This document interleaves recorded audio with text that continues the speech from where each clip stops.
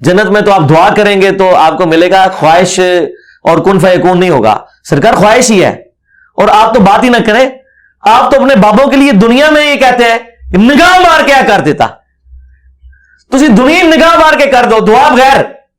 کبھی آیا کہ عبد القادر جیلانی نے دعا کی تو مردہ زندہ ہو گیا؟ کہا نہیں، کیا اٹھ کن فیکون، تسی دنیا میں بیٹھے ہوئے ہو، سانو جنت بھی کن فیکون کے اوپر تم جو ہے وہ کہتے ہو کہ یہ شرک کر رہے ہیں.